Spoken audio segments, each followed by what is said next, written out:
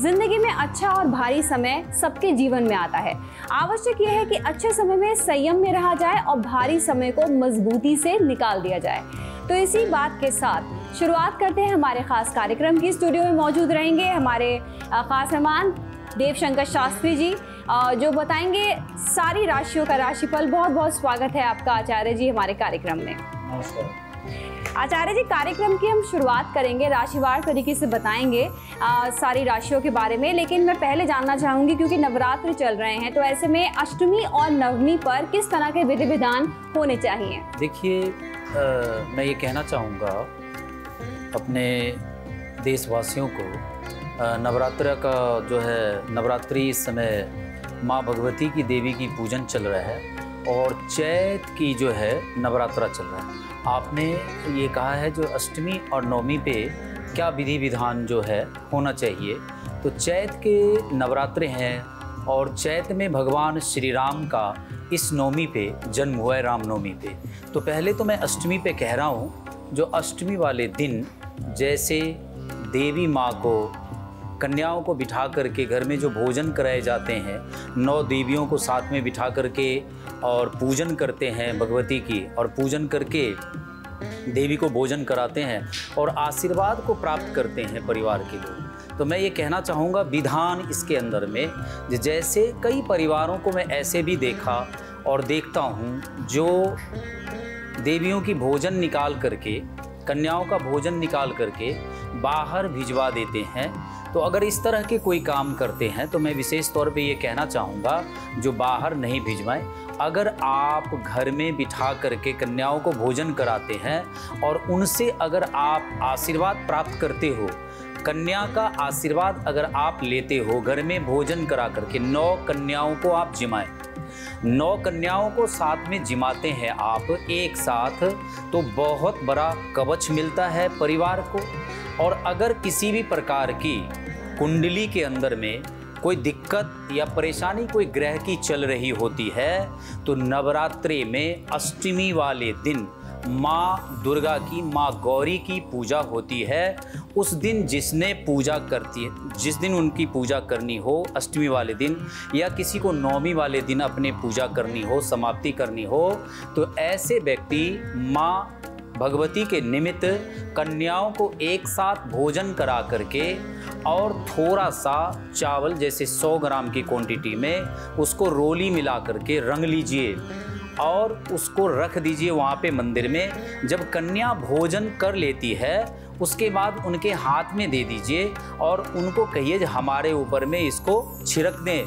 तो परिवार के ऊपर में कन्या का हाथों से चावल छिड़कवा लीजिए रोली से लगा हुआ, ये आशीर्वाद के तौर पे आपको प्राप्त होता है। ऐसे करने से किसी भी प्रकार की कोई ग्रह खराब था या कोई दिक्कत या परेशानी बहुत दिनों से अगर चल रही है, तो निश्चित तौर पे ऐसे कन्याओं को भोजन करा करके और इस तरह से आशीर्वाद लेने से वो समस्याएं दूर हो जाती है। चाहे वो व्यापार की हो, चाहे नौकरी की हो, चाहे पारिवारिक हो, या किसी ग्रह दोष के कारण कोई अगर शारीरिक कष्ट हो तो दूर हो जाता है। और साथ में बहुत ज्ञान की बात मैं कहना चाहूँगा, कन्या जो भोजन करती है, 9 कन्याओं को जब आप भोजन कराते हैं तो उनका प्रसाद अगर कुछ बच जाता है तो उस प्रसाद को बाहर नहीं फेंकें, उस प्रसाद को स्वयं ग्रहण कर लें। अगर परिवार में कोई व्यक्ति हैं तो अगर आयु में भी अगर कोई दिक्कत होती है या शत्रु आपको बहुत दिनों से कोई डरावना दिखा रहा हो या शत्रु आपको कोई पराजित करना चाहता है, तो कन्याओं की भोजन करने के बाद जो भोजन बच जाता है वो प्रसाद के तौर पे आप ग्रहण करते हैं, तो आप पे शत्रु की कोई भी प्रभाव नहीं चलता है और सारे परेशानी दूर हो जाती है। तो मैं ये कहना चाहूँगा जो अष्टमी वाले दिन चाहे नवमी वाले दिन, ये अप्रैल में 2024 के 16 तारीख को मंगलवार के दिन अष्टमी है और 17 तारीख को बुधवार वाले दिन नवमी है। तो जिन्होंने अष्टमी की पूजन करनी है, उनको कराई करनी है, उन्हें उस दिन कन्या का भोजन जिमाना है, तो वो उस दिन अपना ये प्रक्रिया करें। जिनको नवमी वाले दिन करना है तो बुधवार के दिन नवमी वाले दिन करें।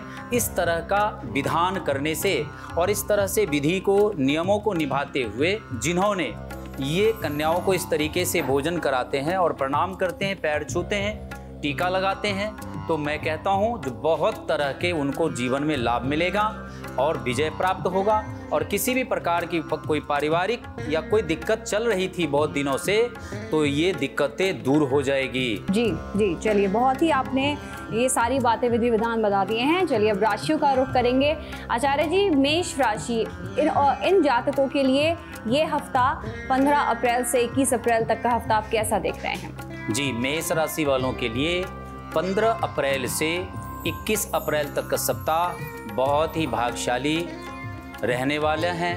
करियर और व्यवसाय में भाग्य आपका साथ देगा। व्यवसाय में धन लाभ परिपूर्ण संकेत है। आपका किसी भी प्रकार की खास मुलाकात किसी से हो सकती है। स्वास्थ्य में भी कोई कमी थी तो वो भी आपका सुधार हो जाएगा। अगर फिर भी कोई उपाय करना चाहते हैं मेष राशि वाले, तो रविवार के दिन शरीर के अंदर में कोई तेल ना लगाएं, उसका परहेज करें। अगर आप संडे के दिन अगर परहेज करते हैं तो आपके लिए बहुत अच्छा रहेगा। बिल्कुल, आपको क्या परहेज करना है वो भी आचार्य जी बता रहे हैं। आगे बढ़ेंगे, वृश्चिक राशि के जातक, इस राशि के लिए ये पूरा सप्ताह क्या संदेश लेकर आए हैं? आपके लिए 15 अप्रैल से 21 अप्रैल तक का समय थोड़ा सचेत रहने की आवश्यकता है। घर पर थोड़ा संभल करके बातचीत करें, क्योंकि वाद विवाद में दिक्कतें होने वाली है। और अपने परिजनों से वाद विवाद न होने दें, अपने काम को संभाल लें और अपना पूरा ध्यान अगर आप काम पे लगाएं तो आपके लिए परिणाम बहुत सकारात्मक रहेंगे। वृश्चिक राशि वाले के लिए बहुत अच्छा रहेगा। फिर भी अपने आप को अगर आप मजबूत करना चाहते हैं तो शुक्र मंत्र का बीज मंत्र 108 बार अगर आप जाप करते हैं तो ये सप्ताह आपके लिए और अच्छा हो जाएगा। चलिए, सप्ताह वृश्चिक राशि के लिए अच्छा है और भी अच्छा हो सकता है। आगे बढ़ेंगे, मिथुन राशि, इसके जातक क्या करें इस हफ्ते आचार्य जी? जी, मिथुन राशि वालों के लिए मैं कहना चाहूँगा जो ये सप्ताह आपके लिए बहुत ही नई ऊर्जा देगा, जिससे आप अपने कार्य क्षेत्र में बहुत अच्छा प्रदर्शन करेंगे। हो सकता है कोई बड़ा अवसर भी आपको मिल जाएगा। बस काम को पारिवारिक जीवन में हानि ना होने दें, काम पे ध्यान दें। और आप इस सप्ताह अपने आप को और मजबूत करना चाहते हैं मिथुन राशि वाले, तो गणेश जी को दूर्वा चढ़ाएं। गणेश जी को अगर दूर्वा चढ़ाते हैं तो आपके राशि के स्वामी बुध है और गणेश जी पे दूर्वा चढ़ाने से विघ्न बाधा सारे दूर हो जाती है और आपके जीवन में सकारात्मक फल मिलता है। चलिए आगे बढ़ेंगे आचार्य जी, कर्क राशि, इनके लिए आप क्या कहेंगे? क्या इनके रुके हुए काम इस बार पूरे होंगे या सावधानी बरतनी होगी? कर्क राशि वालों को ये सप्ताह आपके लिए बहुत अच्छा रहेगा। यदि कोई काम रुका हुआ है तो इस सप्ताह आपके प्रयास से पूरा हो जाएगा। और व्यवसाय में निवेश करने के लिए अच्छा समय है। कोई अगर व्यवसाय में आप पैसे निवेश करना चाहते हैं तो आपका स्वास्थ्य बहुत अच्छा रहेगा ये सप्ताह। थोड़ा सा फिर भी अगर अपने शरीर पे ध्यान देते हैं तो आपके लिए अच्छा रहेगा, क्योंकि मानसिक तौर पे थोड़ा सा टेंशन बनेगा, लेकिन पारिवारिक जीवन में बहुत सुखद रहेगा। और अपने आप को कर्क राशि वाले कोई उपाय करना चाहते हैं तो आपके राशि के स्वामी चंद्रमा है। अगर आप चंद्रमा के बीज मंत्रों का 108 बार अगर आप जाप करते हैं तो आपके लिए ये सप्ताह बहुत अच्छा रहेगा।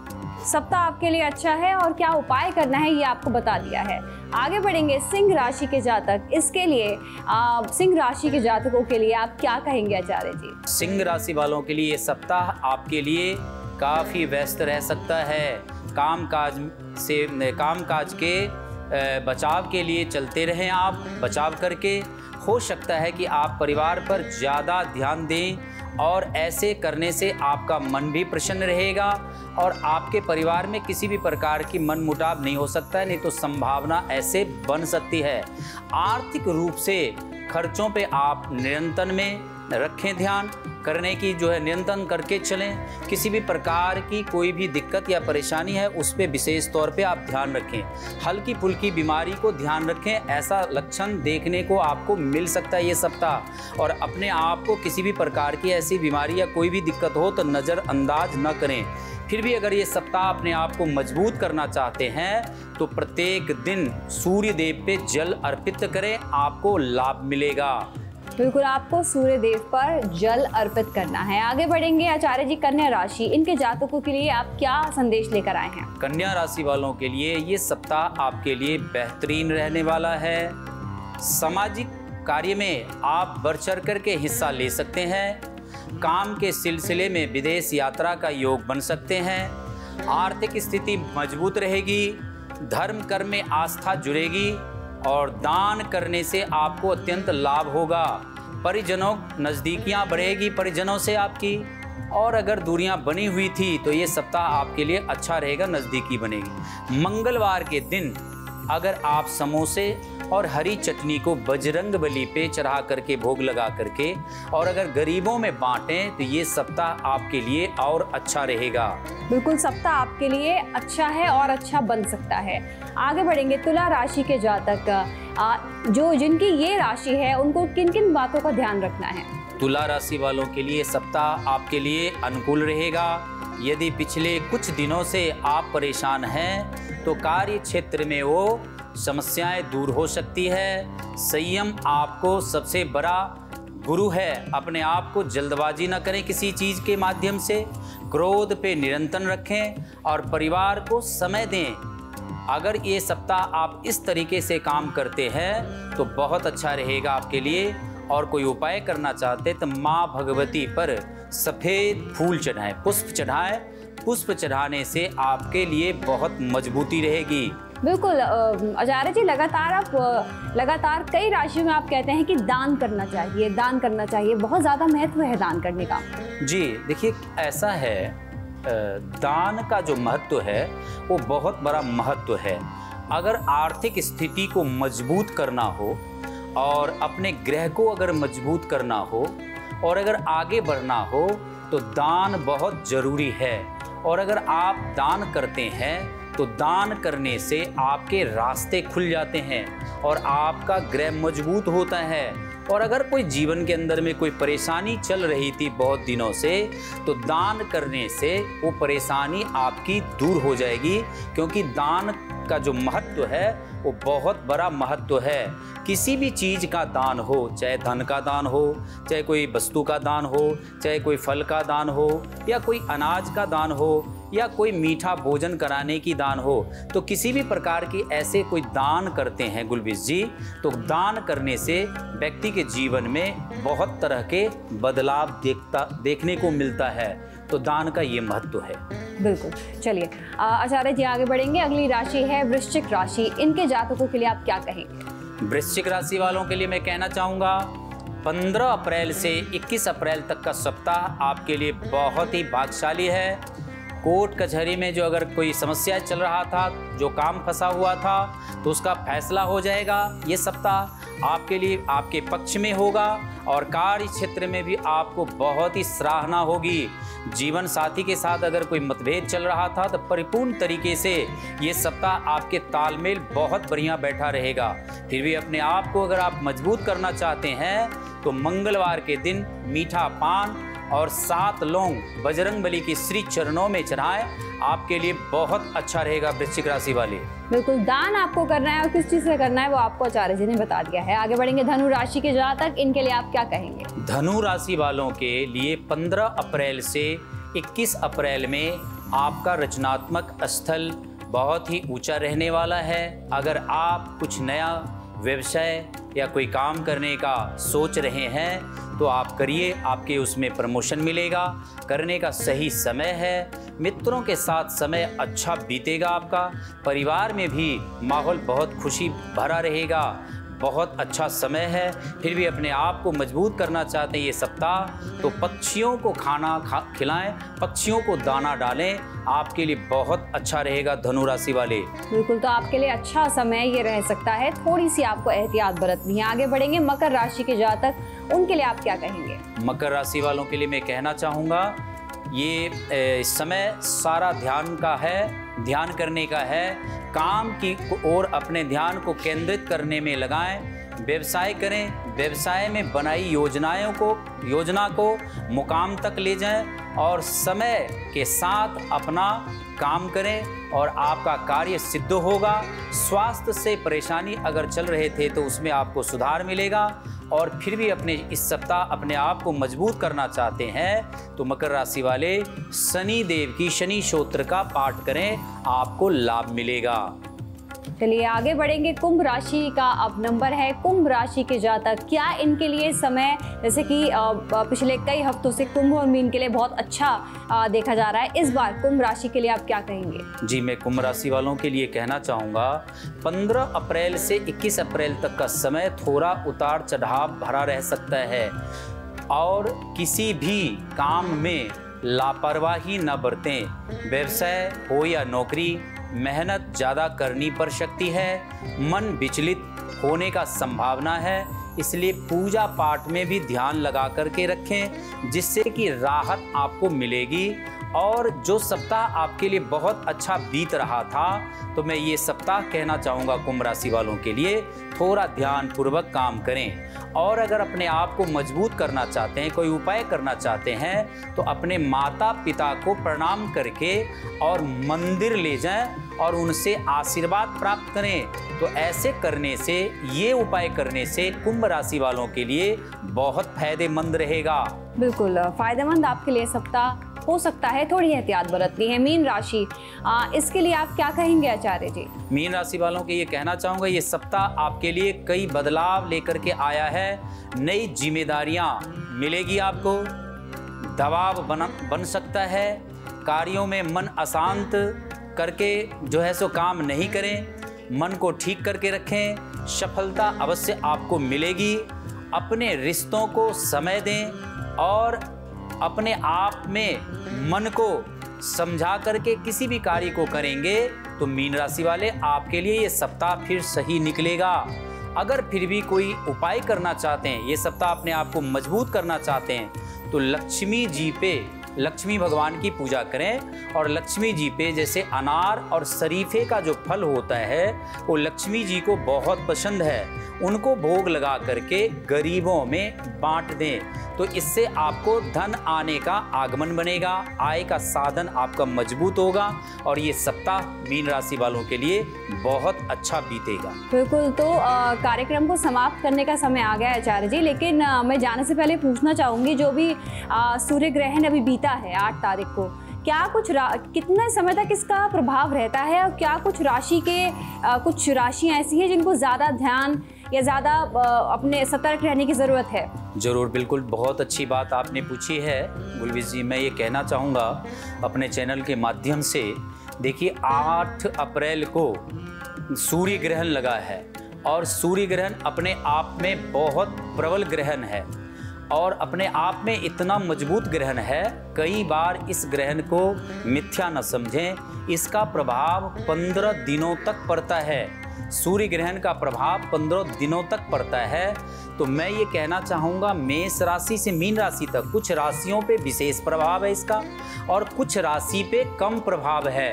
फिर भी मैं ये कहना चाहता हूँ जातकों को, देश दुनिया में जो भैया, अगर आप कोई बाइक चलाते हैं, गाड़ी चलाते हैं, कोई वाहन चलाते हैं तो आप सावधानी से चलाएं, चोट लगने की संभावना रहती है सूर्य ग्रहण में। और सूर्य ग्रहण क्या करता है, सूर्य ग्रहण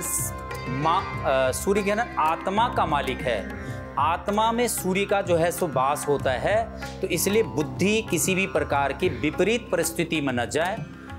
इसलिए आप अपने आप को 15 दिनों तक सूर्य ग्रहण का परहेज करें और भगवान सूर्य देव की जितनी पूजा पाठ आप कर सकते हैं, सूर्य को जल देना, भगवान सूर्य देव की उपासना करना, भगवान सूर्य देव की पूजा पाठ करना, भगवान सूर्य देव की नाम लेना, भगवान सूर्य देव की स्तोत्र के पाठ करना या सूर्य देव की जितने भी पूजा पाठ है, अगर आप उनको करते हैं तो मैं ये कहना चाहूँगा ये 15 दिन तक का जो सूर्य ग्रहण का प्रभाव रहता है वो प्रभाव नहीं पड़ेगा जातकों को, उनको गुलविश जी लाभ मिलेगा। और दूसरी बात ये है जो ग्रहण का प्रभाव जरूर पड़ता है, क्योंकि विज्ञान के अंदर में भी और ज्योतिष शास्त्र में भी कहा है जब ग्रहण प्रवेश करता है तो उस समय उनके अंदर में कुछ ऐसा अवगुण तत्व होता है जो अपने प्रभाव छोड़ता है। जो प्रभाव देश दुनिया में जहाँ ये ग्रहण का प्रभाव होता है, जहाँ ये ग्रहण लगता है, वहाँ पे विशेष तौर पे उनको देखा गया है, पाया गया है और उनका प्रभाव उस जातक के ऊपर में पड़ जाता है। तो अपने आप को 15 दिनों तक विशेष तौर पे बचाव करके चलें, ये मैं कहना चाहूँगा। बाकी आप अपना ध्यान रखें, सुरक्षित रहिए, सतर्क रहिए। बहुत बहुत धन्यवाद। तो आपकी कुंडली में आज के लिए बस इतना ही। अगले हफ्ते फिर से हाजिर होंगे, तब तक के लिए दीजिए इजाजत। श्रेष्ठ उत्तराखंड पर खबरों से जुड़े रहने के लिए चैनल को सब्सक्राइब करें, बेल आइकन दबाएं और देखते रहें श्रेष्ठ उत्तराखंड।